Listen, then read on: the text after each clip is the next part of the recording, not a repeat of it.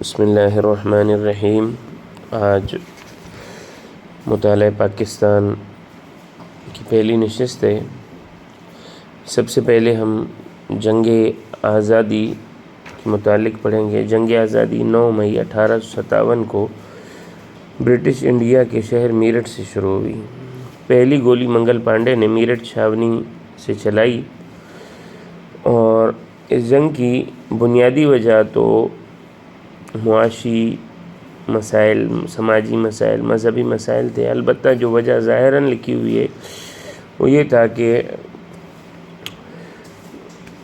کارتوس میں سور اور گائے کی چربی کا استعمال تھا، تو اس گولی کے استعمال کے انکار پر وردیاں اتار کر ان کو قیدی بنا دیا گیا۔ بنگال میں دمدم اور پارک پور میں بھی سپاہیوں کو ملازمت سے برخاست کیا گیا، تو یہ برخاست شدہ فوجی ملک میں پھیل گئے۔ 9 مئی 1857 کو میرٹھ ریجمنٹ کے سپاہی، ان کو 10 سال کی قید سنائی گئی، تو انہوں نے انگریز آفیسر کو قتل کیا۔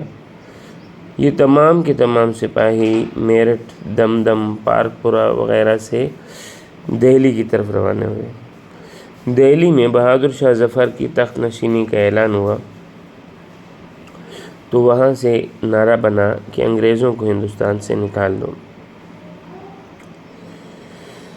ستمبر 1857 میں بہادر شاہ ظفر کو ہمایوں کے مقبرے سے ہیڈسن نے گرفتار کیا اور اس کو رنگون میانمار کی جانب بھیج دیا گیا۔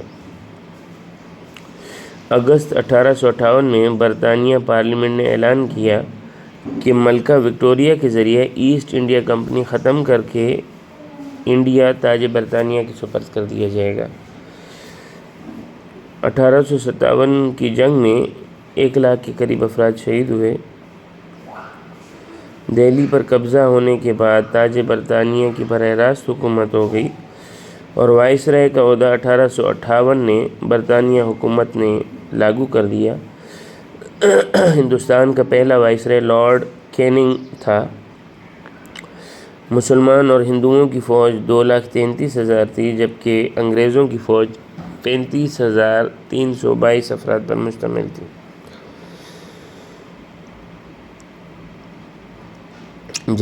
خاتمے کا اعلان تو 1 نومبر 1858 کو کیا گیا تھا، مگر جھڑپیں جاری رہیں اور 8 جولائی 1859 کو امن کا اعلان کر دیا گیا۔ اس کے بعد جنگ بالکسر ہوئی ہے، اور اس سے پہلے جنگ پلاسی ہوئی ہے جو نواب سراج الدولہ کو، جس میں شکست ہوئی میر جعفر علی خان کی غداری کی وجہ سے۔ جنگ کلاسی میں فورٹ ولیم کالج اس کے بعد بنا ہے جنگ پلاسی کے بعد، اور جنگ پلاسی کے جنرل لارڈ کلیو تھے، اور گورنر جنرل کا عہدہ 20 اکتوبر 1774 کو وجود میں آیا۔ اس کے بعد علی گڑھ کی تاریخ بڑی اہم ہے۔ سر سید احمد خان 17 اکتوبر 1817 میں دہلی میں پیدا ہوئے ہیں۔ 1839 میں منشی بنے، 1841 میں منصف بنے، 1846 میں منصف اعلیٰ بنے، 1854 میں دلی سے بجنور کی طرف آئے ہیں۔ 1857 کی جنگ آزادی میں انگریزوں کے ساتھ وفاداری کا ثبوت دیا ہے۔ 1877 میں امپیریل کونسل کے ممبر بنے ہیں۔ 1888 میں ان کو سر کا خطاب ملا ہے، اور 1886 میں ایڈنبرگ یونیورسٹی سے ان کو LL.D کی ڈگری ملی ہے، اور 27 مارچ 1898 میں ان کا انتقال ہوا ہے۔ اگر ہم سر سید احمد خان کی خدمات کو دیکھیں تو وہ سمجھتے تھے کہ مسلمانوں کی 2 وجوہات ہیں، ایک مسلمان قدامت پسند ہیں، دوسرا تعلیمی زوال ہے۔ تو 1857 کی جنگ کے بعد انگریزوں سے مصالحت کا حکم دیا تاکہ مسلمانوں کو حقوق مل سکیں۔ علی گڑھ کی خدمات کو ہم خلاصتاً دو خدمات کہہ سکتے ہیں، دو بنیادیں تھیں اس کی، جدید علوم کا اصول اور انگریزوں کے ساتھ سمجھوتا۔ ان بنیادوں پر انہوں نے 4 قسم کی خدمات سر انجام دیں۔ پہلی تعلیمی خدمات، سب سے پہلے انہوں نے مراد آباد میں 1859 میں اسکول کھولا، پھر غازی پور اسکول 1863 میں کھولا، پھر سائنٹیفک سوسائٹی علی گڑھ انسٹیٹیوٹ گزٹ جس کے ماتحت چلا، انجمن ترقی ہند مسلمان سائنٹیفک سوسائٹی کے ماتحت چلی، یہ سائنٹیفک سوسائٹی غازی پور اسکول میں ہی تھی۔ 1869 میں ان کے بیٹے محمود آکسفورڈ یونیورسٹی کیمبرج چلے گئے۔ 24 مئی 1874 کو Mohammedan Anglo oriental high school کی بنیاد ڈالی گئی۔ 1877 میں محمڈن اینگلو اورینٹل کالج بنا اور 9 ستمبر 1920 کو لارڈ لینن نے اس کو یونیورسٹی کا درجہ دے دیا۔ محمڈن ایجوکیشنل کانفرنس 27 دسمبر 1888 میں ہوئی، جس میں محسن الملک، وقار الملک، شبلی نعمانی، حسین آزاد، الطاف حسین علی موجود تھے۔ دوسری خدمات ان کی سیاسی ہیں۔ 1857 کے بعد انگریز مسلم مفاہمت کی کوشش کی ہے۔ اس کے علاوہ انگریز کو انڈیا میں بغاوت کی وجہ غلط فہمی بتانا ہے۔ انہوں نے رسالہ بغاوت ہند لکھا، جس میں حکومت کو ذمہ دار ٹھہرایا کہ ان کی وجہ سے بغاوت ہوئی ہے، کیونکہ قانون ساز ادارے میں، قانون ساز کونسل میں بر صغیر کے افراد ہیں نہیں، بر صغیر کے لوگوں کو زبردستی عیسائی بنا رہے ہیں۔ انڈیا میں حکومتی فوج کی بد انتظامی ہے اور انگریز حکومت کی کئی اصلاحات ایسی ہیں جو بے معنی ہیں۔ چوتھی بڑی سیاسی خدمت ان کی تھی برٹش انڈیا ایسوسی ایشن، جس کی وجہ سے 1866 میں انگریز اور مسلم کی آپس میں بات چیت ہوئی ہے۔ پانچویں سیاسی خدمت ان کی لائل محمڈنز آف انڈیا کتاب لکھی ہے، جس میں بتایا ہے کہ مسلمان تو آپ کے خدمتگار ہیں، تجارت بھی آپ ان کے ذریعے ہی کی تھی ایسٹ انڈیا کمپنی نے۔ نصارہ کی تشریح کہ ہم آپ کو جو نصارہ کہتے ہیں، نصارہ کے معنی ہوتے ہیں مددگار، دوست۔ مذہبی خدمات لائف آف محمد کتاب لکھی تھی ولیم یور نے، اس کی باتوں کا جواب دینے کے لیے 1869 میں خطبات احمدیہ لکھا۔ تبیین الکلام بائبل پر فلسفیانہ کلام ہے ان کا۔ احکام الطعام لأہل الکتاب کہ اہل کتاب کی کھانوں کا حکم۔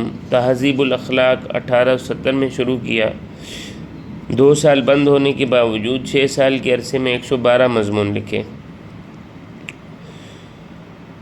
سماجی خدمات بھی انہوں نے کی ہیں، یتیم خانوں کا قیام کیا ہے، انجمن ترقی اردو 1867 میں اردو ہندی تنازع کی وجہ سے اس کے اثر رسوخ سے اردو کا دفاع کیا، اور 2 قومی نظریہ 1868 میں پیش کیے ہیں۔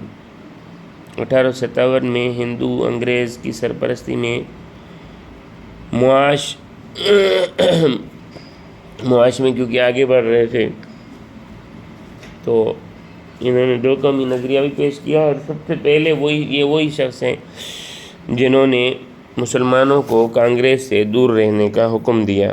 سر سید احمد خان نے لاہور والوں کو زندہ دلانے لاہور کا لقب دیا۔ علی گڑھ کے پہلے سیکریٹری سر سید احمد خان تھے، ان کا مکمل نام سر سید احمد خان ولد میر محمد متقی ہے۔ جوائنٹ سیکریٹری علی گڑھ یونیورسٹی کے محسن الملک، علی گڑھ تحریک کے محسن الملک اور وقار الملک تھے۔ سر سید احمد خان کے انتقال کے بعد سیکریٹری ان کے بیٹے سید محمود بنے۔ علی گڑھ یونیورسٹی 1920 میں بنی ہے۔ سر سید سیکریٹری ایجوکیشنل رہے ہیں 1886 سے 1898 تک۔ کتب ان کی اسباب بغاوت ہند، خطبات احمدیہ، آثار السنادید اور تہذیب الاخلاق ان کا رسالہ تھا۔ محمڈن اینگلو اورینٹل کالج کی بنیاد لارڈ لینن نے رکھی تھی۔ سائنٹیفک سوسائٹی 9 جنوری 1964 میں بنی تھی۔ غازی پور اسکول بعد میں علی گڑھ منتقل ہو گیا تھا۔ اس میں ایک غبن ہوا تھا جس کو علی گڑھ غبن بھی کہا جاتا ہے، کہ اس میں 1895 میں ہندو خزانچی شام بہاری لال نے 1,05,409 روپے غبن کر لیے تھے، جو بعد میں وصول نہ ہو سکی، جس کی وجہ سے کالج کی تعمیر رک گئی تھی اور سر سید کو اس کا شدید صدمہ ہوا تھا۔ آرچ بولڈ علی گڑھ کالج کے پرنسپل تھے۔ سر سید کی بیوی کا نام پارسا بیگم تھا۔ لائف آف محمد کا مکمل نام دا لائف آف مومنٹ تھا، جو ولیم میور کی کتاب تھی۔ علی گڑھ ٹرسٹشپ بل 1889 میں منظور ہوا ہے۔ شبلی نعمانی رحمہ اللہ تعالیٰ فارسی اور عربی مضامین کے استاد تھے۔ علی گڑھ محمڈن ایجوکیشنل اورینٹل اسکول کے پہلے پرنسپل ہنری سڈنس تھے۔ نواب عبداللطیف نے محمڈن لٹریری سوسائٹی کلکتہ میں اپریل 1883 میں قائم کی۔ سر سید احمد خان کو علی گڑھ یونیورسٹی میں 1898 میں دفن کیا گیا۔ انجمن حمایت اسلام 24 ستمبر 1884 کو وجود میں آئی ہے۔ ان کے پہلے صدر خلیفہ حمید الدین ہیں۔ یہ منشی چراغ الدین کے مشورے پر قائم ہوئی۔ انجمن حمایت اسلام کے مشاعرے میں علامہ اقبال نے 1911 میں نظم شکوہ پڑھی تھی۔ انڈین کونسلر ایکٹ 1892 میں برطانیہ میں سر سید احمد خان نے 3 مشورے دیے تھے۔ پہلا تھا مرکزی اور صوبائی مجالس میں غیر سرکاری افراد کی تعداد بڑھائی جائے، مجالس قانون ساز سالانہ بجٹ میں حساب کتاب کی اجازت ہو ان کو، اور مقامی ادارے منتخب افراد کو مجالس قانون ساز بھیج سکیں۔ تحریک دارالعلوم دیوبند 1866 میں سہارنپور اتر پردیش 14 اپریل 1866۔ ایک مسجد تھی حاجی محمد عابد حسین کی، تو اس میں انہوں نے دارالعلوم کی بنیاد رکھی ہے، مولانا یعقوب نانوتوی صاحب کے ساتھ مل کر۔ 1867 میں مولانا قاسم نانوتوی، مولانا فضل الرحمن اور حاجی محمد عابد حسین ان کے بنیاد رکھنے والے بنے۔ مولانا قاسم صاحب سرکاری نوکری چھوڑ کر 50 روپے ماہانہ پر مدرس لگے تھے، مگر 10 روپے لیتے تھے۔ مشہور شاگرد مولانا محمود الحسن، شبیر احمد عثمانی، مولانا محمد یعقوب نانوتوی 1931 میں تھے۔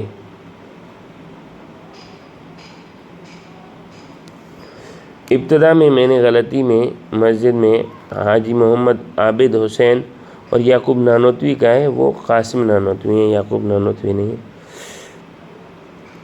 900 طلبہ زیر تعلیم تھے۔ ان کا مقصد مستند اسلامی تعلیمات عام کرنا، جس کی وجہ سے 1860 میں قاسم نانوتوی پھر رشید گنگوئی رحمہ اللہ تعالی اس کے مدرس بڑے بنے، پھر مولانا محمود الحسن 1905 میں بنے، اس کے بڑے۔ دوسرا، سیاسی جمعیت علماء اسلام کی بنیاد انہوں نے رکھی، جس میں بڑے نام مولانا اشرف علی تھانوی صاحب نور اللہ مرقدہ، شبیر احمد عثمانی صاحب نور اللہ مرقدہ، پہلے استاد مولانا محمود دیوبندی اور پہلے شاگرد مولانا محمود حسن دیوبندی ہیں۔ یہ وہی مولانا محمود حسن دیوبندی ہیں جو اسیر مالٹا ہیں، اور ان کے ساتھ ان کی قید میں شریک طلبہ میاں عزیز گل، حسین احمد مدنی، وحید احمد مدنی، حکیم نصرت حسین ہے۔ دارالعلوم دیوبند کی ایک بڑی تحریک ریشمی رومال ہے، جو 1914 کی عالمی جنگ میں بنی ہے۔ اس کے بانی مولانا محمود حسن دیوبندی تھے۔ انہوں نے کہا کہ ہندوستان کی آزادی کی جنگ کا وقت ہو چکا ہے، لہٰذا 1915 میں مولانا عبید اللہ سندھی کو افغانستان بھیجا۔ مولانا شیخ الہند نے خود حجاز اور خلافت عثمانیہ کے اسفار کیے۔ کوئٹہ سے افغانستان کے لیے شیخ عبد الرحیم سندھی کے ساتھ یہ نکلے ہیں۔ شیخ عبد الرحیم سندھی کوئٹہ سے واپس آ گئے اور وہ آگے چلے گئے۔ 15 اگست 1915 میں مغرب کے وقت یہ داخل ہوئے ہیں، اور وہی افغانستان کی آزادی کا دن بھی تھا۔ 7 سال کابل میں انہوں نے کام کیا ہے، امیر عبداللہ تک رسائی حاصل کی، اور مقصد ان کا یہ تھا کہ طلباء کا خلافت عثمانیہ سے مل کر انگریزوں کے خلاف جنگ لڑیں۔ وہاں پر عارضی حکومت قائم کی، جس میں راجہ مہندر سنگھ، مولانا برکت اللہ بھوپالی اور مولانا عبید اللہ سندھی شامل تھے۔ یہ تینوں حضرات 3 وفود کی صورت میں 3 ملکوں کے سفر کے لیے نکلے۔ راجہ مہندر سنگھ روس کی جانب، مولانا برکت اللہ بھوپالی جاپان کی جانب، اور مولانا عبید اللہ سندھی صاحب ترکی کی جانب۔ جاپان کا وفد پکڑا گیا، روسی حکام نے برطانیہ کو دے دیا۔ حکومت افغانستان نے ان کو واپس ہندوستان جانے کا حکم دیا، تو حالات سے مطلع کرنے کے لیے شیخ الہند کو 3 ریشمی کپڑوں میں 3 خط لکھے 9 جولائی 1916 کو، اور یہ خطوط عبدالحق کو دیے کہ شیخ عبد الرحیم کو دیں، پھر وہ مدینہ بھیجیں گے۔ پہلا خط شیخ عبد الرحیم کے لیے تھا، جو 6 انچ لمبا اور 5 انچ چوڑا تھا۔ دوسرا مولانا شیخ الہند رحمہ اللہ تعالیٰ کے لیے تھا، جو 10 انچ لمبا 8 انچ چوڑا تھا۔ تیسرا خط پہلے خط کا تسلسل تھا، جو 15 انچ لمبا اور 10 انچ چوڑا تھا۔ پہلے اور تیسرے خط پر حضرت مولانا عبید اللہ سندھی رحمہ اللہ تعالیٰ کے دستخط تھے۔ یہ خطوط بدقسمتی سے انگریز حکومت کے ہاتھ لگ گئے، جس کی وجہ سے یہ تحریک ناکام ہوئی۔ اس کے بعد بڑی تحریک دارالندوہ ہے۔ ندوۃ العلماء لکھنؤ میں 1892 میں مدرسہ فیض عام میں اس کا اعلان ہوا، اور 1894 میں کانپور میں اس کا آغاز ہوا۔ اس کے بانی مولانا محمد علی مونگیاری کانپوری تھے، اور اصل اس کے محرک مولانا عبدالغفور ڈپٹی کلیکٹر تھے۔ اس کے مقاصد میں قرآنی تفسیر اور جدید علوم کا حصول تھا، علماء میں اتحاد اور یگانت، دینی علوم کو سہل کر کے پیش کرنا، اخلاق معاشرت کو موجودہ حالات کے مطابق جوڑنا، مسلمانوں کی سماجی بہبود اور سیاسی مقاصد اس میں شامل نہ ہوں، اس کے لیے کوشش کرنا، یعنی سماجی بہبود میں کوشش کرنا مگر سیاسی مقاصد نہ ہوں۔ 1898 میں ابتدائی کلاسز شروع ہوئی، 1898 میں مولانا شبلی نعمانی رحمہ اللہ تعالی نے اس میں 1913 تک خدمات دی ہیں۔ مولانا عبدالحی سید سلمان ندوی، مولانا عبداللہ ٹونکی، مولانا عبدالکلام ندوی، مولانا ابوالحسن علی ندوی ان کے مشہور علماء میں سے ہیں۔ اگلی قسط کے لیے انشاءاللہ عز و جل ہم حاضر ہوں گے، تب تک کے لیے اجازت دیجیے۔ السلام علیکم ورحمۃ اللہ وبرکاتہ۔